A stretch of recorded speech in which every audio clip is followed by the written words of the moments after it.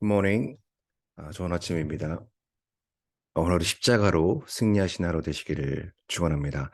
오늘 주님께 주신 말씀 함께 보겠습니다. 예레미야 애가 1장 18절에서 22절 말씀입니다. 예레미야 애가 1장 18절에서 22절 말씀입니다. 여호와는 의로우시도다. 그러나 내가 그의 명령을 거역하였도다. 너희 모든 백성들아, 내 말을 듣고 내 고통을 볼지어다. 나의 처녀들과 나의 청년들이 사로잡혀갔도다. 내가 내 사랑하는 자들을 불렀으나 그들은 나를 속였으며 나의 제사장들과 장로들은 그들의 목숨을 회복시킬 그들의 양식을 구하다가 성 가운데서 기절하였도다. 여호와여 보시옵소서. 내가 환난을 당하여 나의 애를 다 태우고 나의 마음이 상하오니 나의 반역이 심히 크미니이다. 밖에서는 칼이 내 아들을 빼앗아가고 집안에서는 죽음 같은 것이 있나이다. 그들이 내가 탄식하는 것을 들었으나 나를 위로하는 자가 없으며 나의 모든 원수들은 내가 재난당하는 것을 듣고 주께서 이렇게 행하신 것을 기뻐하나이다. 그러나 주께서 그 선포하신 날을 이르게 하셔서 그들이 나와 같이 되게 하소서. 그들의 모든 악을 주 앞에 가지고 오게 하시고 나의 모든 죄악들로 말미암아 내게 행하신 것 같이 그들에게 행하옵소서. 나의 탄식이 많고 나의 마음이 병들었나이다. 네. 오늘은 고난이 해석되지 않을 때라는 제목으로 하나님의 말씀 증거하겠습니다. 왜 이렇게 살기 힘들지? 지금 걷고 있는 이 터널은 어찌 이리 길고 어두운가? 목회 현장에서 우리 이민자 성도분들에게 들려오는 탄식 소리입니다. 또한 저희 가족과 지난 20년 남짓 이민 생활 가운데 제 삶에서 터져 나왔던 탄식 소리이기도 합니다. 또는 오늘 예레미야 선지자의 탄식 소리이기도 해요. 자, 우리에게 예레미야 애가로 알려진 이 책의 원 제목은 히브리 성경 첫 번째 단어에서 이름을 딴 에카, 즉 한글 성경의 어찌라고 번역된 말이죠. 영어 성경의 how에 해당하는 말입니다. 1장뿐 아니라 2장과 4장에도 이 에카, 어찌라는 말로 시작을 하면서 슬프다라고 고백하고 있습니다. 때문에 후에 라틴어 불가타 성경이 이를 라멘티아, 즉 애가라는 제목을 붙이게 된 것이죠. 여기서 lamentations, 즉 예레미야 애가로 알려진 게 된 겁니다.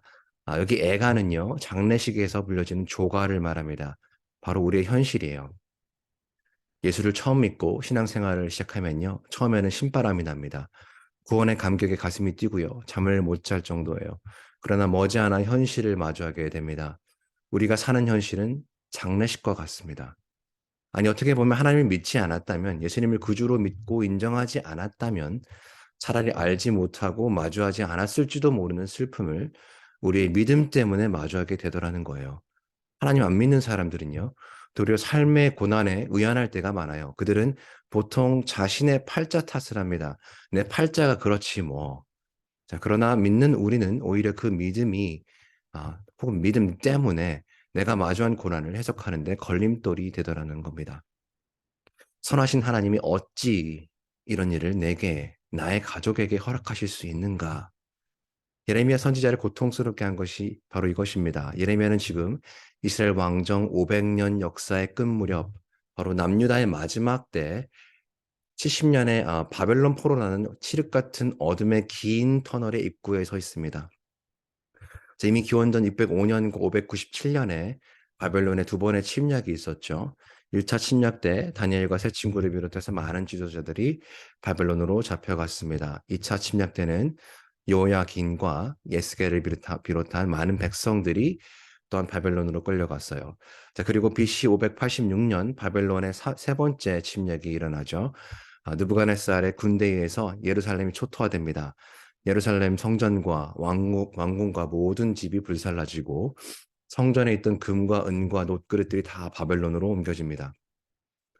온 예루살렘 성의 시체 타는 냄새가 진동하고요. 아이들의 울음소리와 노인들의 탄식소리가 가득합니다. 거리는 뒹구는 시체들로 가득해요. 이때 남유다 마지막 왕 시드기야는요, 자신의 아들들이 눈앞에서 죽는 것을 마지막으로, 그 장면을 마지막으로 두 눈이 뽑힌 상태로 바벨론으로 끌려갑니다. 예레미야는 지금 이 광경을 눈앞에서 목격하고 있어요. 그 가운데 하염없이 눈물을 흘리며 지은 이 슬픈 노래가 바로 예레미야 애가인 것이죠. 이 사건이 얼마나 중대하고 심각했으면요, 성경은 이 사건을 무려 4번이나 기록하고 있습니다. 열왕기 하 25장, 역대 하 36장, 예레미야 39장, 52장에 걸쳐서 기록하고 있어요. 그러나 장례식과 같은 이 현실보다 눈앞에 펼쳐진 이 상황 자체보다 예레미야를 더 고통스럽게 한 사실은 눈앞에서 보이지 않는 것들, 이런 고통 가운데 하나님은 어디 계시는가 하는 질문이었어요. 하나님은 더 이상 택하신 백성들과 그의 나라와 예루살렘을 사랑하지 아니하시는 건가? 예레미야가 답을 몰랐던 것은 아닙니다. 선지자는 지금 보고 있는 일들이 그저 하나님의 말씀대로 이루어진 것뿐임을 잘 알고 있었어요. 레위기 26장을 보시면 하나님과의 언약을 맺은 백성들이 언약을 어길 때 받을 형벌이 예고되어 있는데 여기에도 단계가 있어요. 1단계, 2단계 그러다 노하기를 더디하시는 하나님께서 그 하나님의 공의와 징계가 3단계에 이르렀을 때 임하는 게 바로 포로입니다. 예레미야가 슬퍼하여 에카, 어찌 이런 일이 일어나는가? 어찌 이렇게 되고 말하는가? 라고 던지는 질문 뒤에는요, 사실 어찌 하나님의 언약 백성들이 여전히 하나님의 뜻을 받아들이지 않는가 하는 탄식 어린 질문이 숨어 있는 것입니다. 고통 가운데 하나님의 언약 백성의 믿음 없음이 예레미야 선지자를 가장 고통스럽게 한 것이죠. 그 증거가 뭡니까? 하나님의 언약 백성들이라는 사람들이요, 고난이 닥치니까 세상, 즉 애굽을 의지합니다. 그리고 이것이 고난 가운데 우리의 정직한 반응이더라는 것이에요. 바로 이 순간이 우리의 믿음이 테스트되는 순간이더라는 것입니다. 우리의 믿음을 시험하는 것은요, 고난 자체가 아닙니다. 그 고난에 대한 우리의 반응이에요. 그때 하나님을 더 의지하는가, 세상을 의지하는가에 우리의 믿음이 테스트되더라는 것입니다. 따라서 사도 바울이 고린도 후서 13장 5절에 이렇게 도전하지 않습니까? 너희는 믿음 안에 있는가? 너희 자신을 시험하고 너희 자신을 확증하라. 예수 그리스도께서 너희 안에 계신 줄을 너희가 스스로 알지 못하느냐? 그렇지 않으면 너희는 버림받은 자니라. 자, 보세요. 우리가 늘 착각하듯 믿음이 우리 안에 있는 게 아닙니다. 우리가 믿음 안에 있는 거예요. 이 말을 가만히 곱씹어 보면요. 얼마나 위로가 되는지 몰라요. 우리가 믿음의 주체가 아니라는 말이에요. 믿음의 주체는 오직 예수 그리스도 한 분이십니다. 예수님만이 믿음의 주시요. 그 믿음을 온전케 하시는 분입니다. 따라서 고난이 해석되지 않을 때 우리가 던져야 할 질문은요. why가 아니라 how입니다. 하나님 왜 이런 고난을 주십니까가 아니라 하나님 어떻게 내가 믿음 안에 거할 수 있을까요? 그렇다면 우리의 삶 가운데 고난이 해석되지 않을 때 어떻게 우리가 믿음 안에 있느냐? 우리가 믿음 안에 거하는 모습이 뭐냐 이 말이에요. 여기에 답하는 책이 오늘 우리가 탄식 가운데 붙들고 있는 예레미야 애가라는 말씀이며 첫 번째로 예레미야는 그러나 하나님은 여전히 의로우시도다라고 말을 하고 있습니다. 그러나 하나님은 여전히 의로우시도다. 18절 말씀 다시 보세요. 어떻게 시작합니까? 여호와는 의로우시도다. 자, 이상하지 않습니까? 참혹한 심판이 임한 예루살렘을 바라보며 예레미야가 해석한 고난은요. 여호와는 의로우시도다 하여. 성경을 자세히 읽어보시면 레위기 26장과 아까 말씀드린 남유다의 멸망을 기록한 4개의 관련 본문을 읽어보시면 예레미야 선지자는 이 70년의 시간, 그 길고 긴 터널을 4가지로 해석하고 있습니다. 첫째로 이 심판은 유다를 향한 징계 70년일 뿐 아니라 둘째로 유다를 교육하는 70년이고 셋째로 이 기간은 예루살렘 땅을 안식케 하는 70년이며 마지막으로 또한 바벨론 제국의 수명을 70년으로 하나님께서 정해놓으셨다라는 의미예요. 우리 인류의 모든 역사를 쓰고 나라를 세우시고 폐하시는 분이 우리 하나님이라는 거죠. 말 그대로 히스토리는 His story, 하나님의 이야기인 것이죠. 자, 무슨 말입니까? 남유다 백성들이 앞으로 겪게 될, 또 겪어야 할 바벨론 포로 70년은요, 징계임과 동시에 하나님의 긍휼과 은혜라는 말입니다. 이스라엘은 하나님이 선택하신 제사장 나라 아닙니까? 제사장 나라인 너희가 우상과 동조하였으니 말씀대로 징계가 임할 것이나 하나님께서 열어놓으신 이 터널을 묵묵히 통과하면 즉 70년간 교육을 잘 받으면 말씀대로 너희를 다시 왕 같은 제사장으로 세우시겠다는 말씀이에요. 베드로전서 2장 9절 말씀 아닙니까? 즉 하나님께서는 실수가 없으시다. 반드시 하신 말씀을 그 언약을 지키시는 하나님이다. 지금 유다가 지나고 있는 이 70년이라는 길고 긴 고난의 시간은 반드시 지나간다. 이 길고 긴 터널에는 반드시 끝이 있다라는 말이에요. 왜냐? 하나님이 그렇게 말씀하시고 약속하셨으니까. 아멘이시죠? 믿는 우리의 삶은 하나님의 말씀 안에 있다. 오직 말씀 안에서 모든 것이 이루어진다. 따라서 이 시간을 받아들여라. 이 터널을 지나는 동안 바벨론에 잠시 정착하면서 하나님의 뜻을 분별하고 발견하라는 것입니다. 예레미야는 이 징계를 통과했을 때 그 끝에 있는, 즉 반대면에 있는 하나님의 긍휼과 은혜를 본 것이에요. 그곳이 어디예요? 십자가 아닙니까? 독생자 예수에게 단번에 부어진 우리의 죄를 향한 하나님의 진노, 죄를 너무도 싫어하시는 하나님의 맹렬한 진노가, 그 공의가 있기 때문에 그 동전의 반대면에 있는 하나님의 긍휼과 은혜를 볼 수 있는 거 아닙니까? 마치 구약이 없으면 신약이 아무 의미가 없고 해석이 안 되듯, 죄를 심판하시는 하나님의 징계와 공의가 없이는 그리스도의 복음이 없다는 말이에요. 그 복음이 해석이 되질 않아요. 고난이 해석되지 않습니까? 먼저 그리스도의 십자가의 고난이 말씀대로 해석이 되는 은혜가 있으시길 축원합니다. 하나님의 공의와 징계를 통해 하나님의 은혜를 볼 줄 아는 사람은요, 즉 십자가를 맛보아 아는 사람은 지금 내 눈앞에 있는 보이는 고난을 해석하는 눈이 있습니다. 그 능력이 있어요. 이것이 예레미야의 눈으로 어떻게 해석이 되는지 오늘 성경이 보여주는 거예요. 자, 오늘 본문 바로 앞부분 12절에서 17절 말씀을 보시면요, 영어 성경에 특히 잘 나타나 있는데 반복되는 단어가 있어요. 바로 the Lord, 한글 성경에 여호와께서, 주께서라고 번역된 말입니다. 12절에 여호와께서 그의 진노하신 날에 나를 기롭게 하신 것이로다. 14절에 주께서 나를 넘기셨도다. 15절에 주께서 사람들을 적의 발 아래 밟으셨도다. 17절을 보면 여호와께서 야곱의 사방에 있는 자들에게 명령하여서 대적이 되게 하셨도다. 그렇죠? 그런데 오늘 18절에 여호와는 의로우시도다라는 말이 선포되면서 1장 전체의 톤이 확 바뀌기 시작합니다. 선지자는요, 지금 하나님의 공의와 심판 가운데 하나님의 긍휼을 보기 시작했어요. 다른 말로 하면요, 고난을 복음대로 해석할 줄 아는 사람은 그러나의 인생을 살아갑니다. 그러나 하나님은 여전히 의로우시도다. 이것이 이어서 등장하는 그러나라는 말이에요. 자, 오늘 본문의 그러나가 여기에 한 번, 또 21절 후반부에 한 번, 이렇게 두 번 등장하는데, 그때마다 자동차 변속기가 1단, 2단, 3단 올라가듯이 고난을 해석하는 눈이 업그레이드 되기 시작합니다. 고난을 해석하는 능력이 더욱더 깊어져요. 자, 첫 번째 그러나 후에 등장하는 말을 보세요. 내가 그의 명령을 거역하도다. 너희 모든 백성들아 내 말을 듣고 내 고통을 볼지어다. 나의 처녀들아 나의 청년들이 사로잡혀 갔도다. 자, 여기 18절에 반복되는 말이 뭡니까? 내가 나의라는 말이에요. 그렇죠? 이상하죠? 지금 예레미야 선지자는 남유다의 죄를 나의 죄로 인식하고 있습니다. 내가 주님의 명령을 거역하였고 내 고통이며 나의 사람들이 잡혀갔단 말이에요. 자, 지금까지는 여호와께서 주께서 이런 일을 다 허락하셨다라는 일종의 탄식, 어떻게 보면 푸념에 가까운 고백이었다면, 그러나라는 말 이후부터는 이것이 나의 죄입니다라고 고백하고 있어요. 고난을 해석하는 관점이 깊어지기 시작합니다. 언제부터요? 하나님의 의로움을 묵상하기 시작하면서부터. 자, 똑같은 패턴이 19절에도 발견되죠. 내가 내 사랑하는 자들을 불렀으나 그들은 나를 속였으며 나의 제사장들과 장로들은 그들의 목숨을 회복시킬 그들의 양식을 구하다가 성 가운데서 기절하였도다. 자, 여기 사랑하는 자는 남유다의 주변 동맹국들을 가리킵니다. 바벨론 군대가 예루살렘을 유린하고 파괴할 때 유다를 돕지 않았던 이방 국가들이에요. 심지어 유다 백성들이 그토록 의지했던 애굽조차 갈대인들, 즉 바벨론 군사들을 두려워한 나머지 몸을 도사리고 도우러 오지 않습니다. 여기 나의 제사장들과 장로들은요, 거짓 선지자들의 사탕발림의 말에 현혹되어서 귀에 듣기 좋은 거짓말에 속아 예레미야의 경고를 무시했던 남유다 지도자들이에요.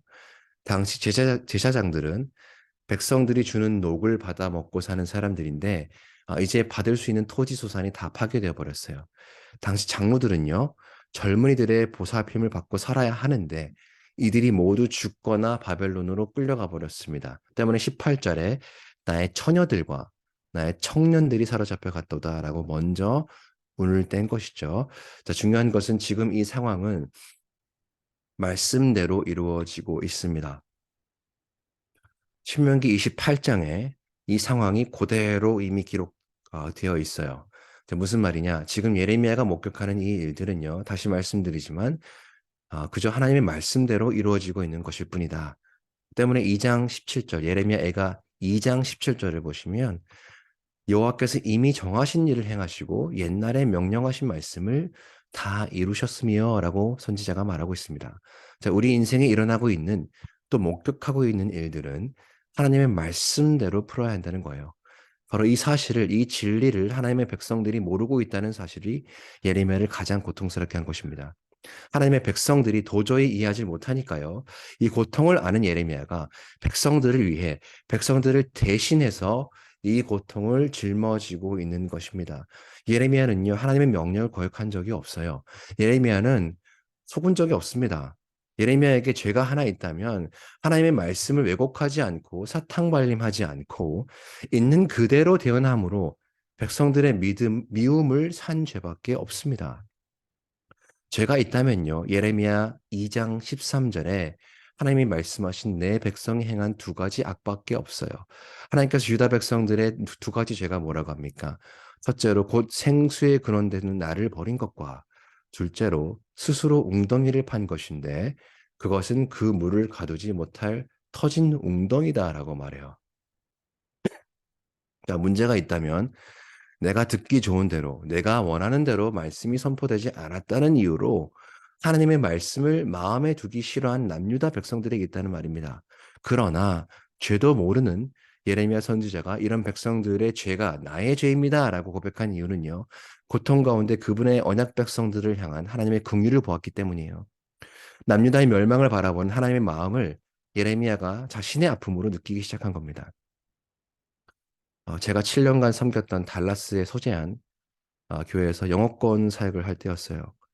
EM이 생긴 후로 당시 기준에 25년이 지났는데 그동안 소외받고 상처받은 사람들이 다 떠나고 그래도 그 자리 지켜보겠다고 실패와 좌절감에 몸부림치면서 버티고 있는 7명의 core leaders가 있었습니다. 당시 담임 목사님께서 은퇴하시기 전에 꼭 하셔야 할 사명이라 여기셨는지 이들을 저에게 맡겨주셨습니다. 어떻게 보면 그냥 믿고 맡기신 거죠. 이들을 불러 모았습니다.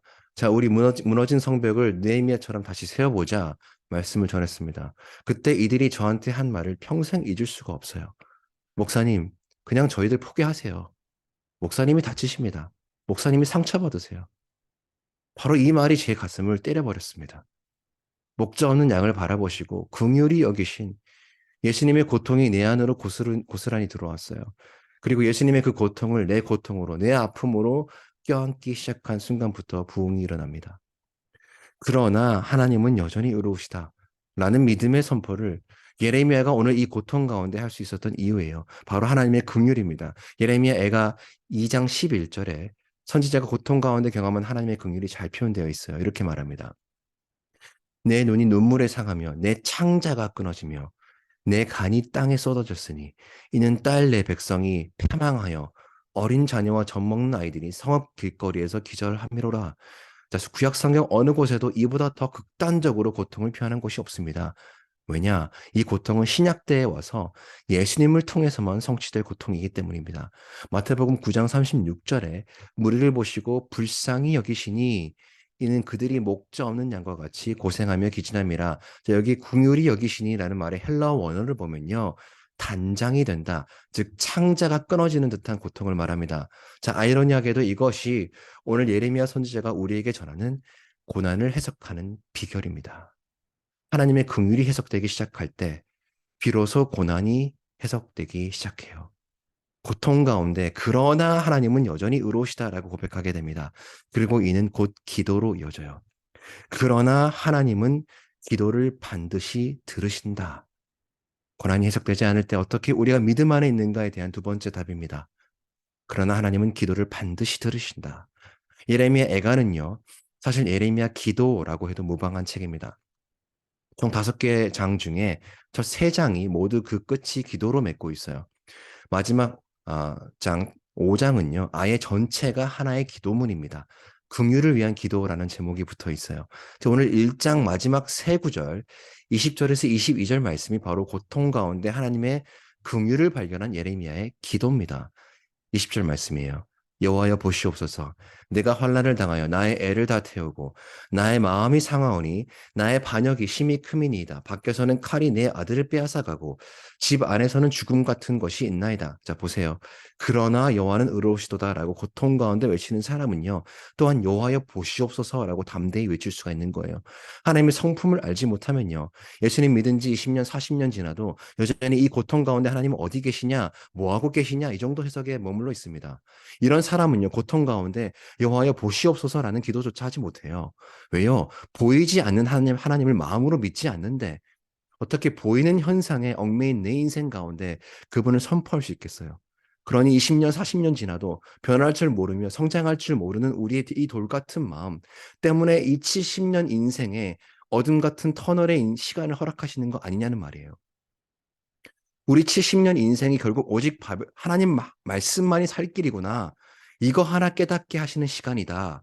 이것을 오늘 바벨론 포로 생활 70년을 통해 보여주고 있는 거예요.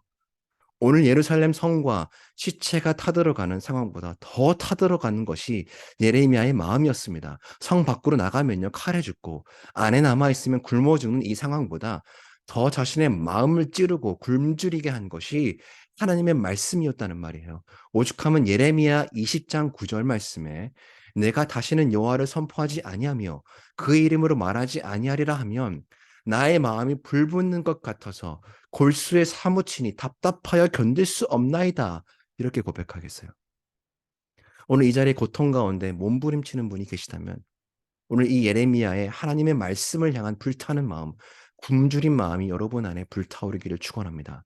21절에 바벨론 군사들에게 완전히 유린당한 유다를 바라보며 그들의 탄식 소리를 듣고 기뻐하는 주변 나라들을 바라보면서 이 세상에 소망이 없음을 예레미야는 깨닫고 또한 탄식합니다. 그러나 자, 여기 오늘 본문의 두 번째 그러나가 등장하죠.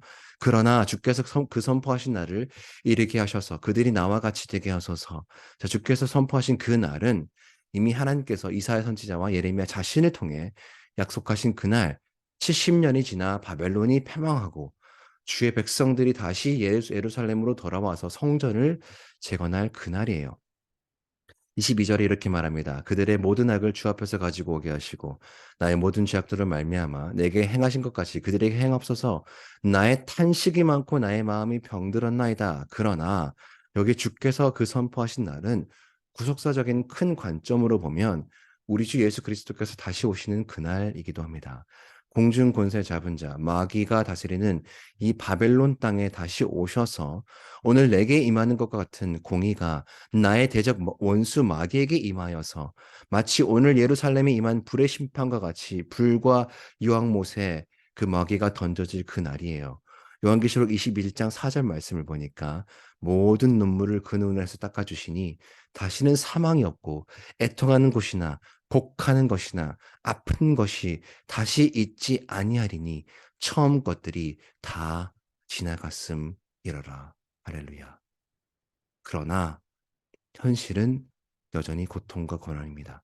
이 고통과 고난 가운데 그러나 여전히 하나님은 의로우십니다. 그러나 하나님은 약속을 지키시는 분입니다. 그러나 나의 죄 때문에 하나님은 십자가에서 그 긍휼을 그 사랑을 독생자 예수의 죽음을 통해 보이셨습니다. 고난이 해석되지 않을 때 말씀에 깊이 뿌리 박힌 사람은요. 이 고난을 복음대로 해석할 줄 아는 사람은 그러나의 인생을 살아갑니다. 오늘 삶의 현장으로 나가시면요. 고통과 고난이 여전히 있을 거예요. 그러나 그 가운데 여러분의 슬픔과 절망을 십자가 앞에 정직하게 쏟아놓으시기 바랍니다. 하나님께서 정해놓으신 시간이 있을 수 있어요. 그러나 그 시간은 반드시 지나갑니다. 군 복무 시절에 새벽 경계 근무를 설 때면요. 새벽 동트기 직전이 가장 춥고 가장 어둡고 가장 시간이 길게 느껴졌던 기억이 있어요. 마치 영원히 끝나지 않을 것만 같은 군 복무 시절만큼이나 그 시간이 길고 춥게 느껴졌습니다. 그러나 어두운 밤은 반드시 지나가게 되어 있어요. 새벽 동틀 무렵 빛이 있기 직전이 가장 어둡기 마련입니다. 바로 우리가 살아가는 시대예요. 바로 그 인생의 터널을 오늘 지나시는 여러분, 우리의 삶 가운데 고난이 해석되지 않을 때 믿음 안에 거하기 바랍니다. 어떻게요? 그러나 하나님은 여전히 의로우시다. 그러나 하나님은 나의 기도를 반드시 들으신다. 사랑하는 여러분, 오늘 이 그러나의 신앙이 여러분 안에 회복되기를 축원합니다. 이 믿음 안에 거하시는 여러분 되기를 축원합니다. 오늘 우리는요, 사망의 음침한 골짜기를 pass through, 지나가고 있습니다. 반드시 지나가요.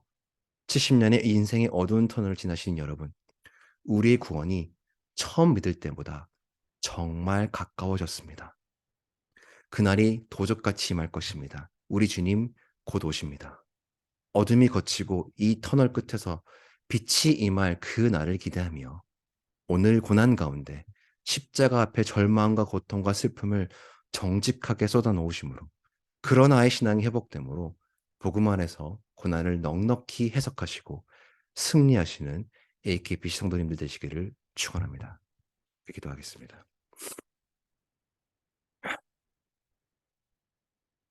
하나님 아버지, 오늘 인생의 어둡고 긴 터널을 지나는 우리 성도님들을 축복합니다. 고난이 해석되지 않을 때 십자가의 고난이 해석이 되므로 내 눈앞에 고난이 해석되기 시작하는 역사가 일어나게 하여 주시옵소서. 그러나 나의 하나님은 여전히 의로우십니다. 그러나 나의 하나님은 반드시 나의 기도를 들으십니다.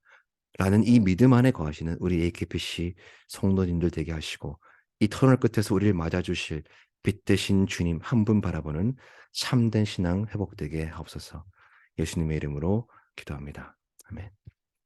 오늘 말씀 기억하면서 함께 기도하실 때 하나님 아버지 고난이 해석되지 않을 때 십자가의 고난이 해석되므로 믿음 안에 거하도록 인도하소서 기도하기 원합니다. AKPC 비전 말씀 공동체, 제자 공동체, 미션을 공동체 비전 위에 기도해 주시기 바랍니다. 여름 사역이 시작하였습니다. 아이들의 안전과 교사, 발런티어들이 지치지 않도록 건강 위해서 기도해 주시고요. 브라질 교회 어우지 목사님, 루마 사모님, 통역과 어린이 사역 등을 위해서 기도해 주시기 바랍니다. 치유를 위한 기도, 환우분들, 투병 중이신 분들, 또 재정과 신분 문제로 지금 인생의 어려운 긴 터널을 지나시는 우리 성도분들의 회복을 위해 또 그분들의 기도를 위해 눈물을 위해 함께 기도하며 삶의 자리로 나아가겠습니다. 기도하겠습니다.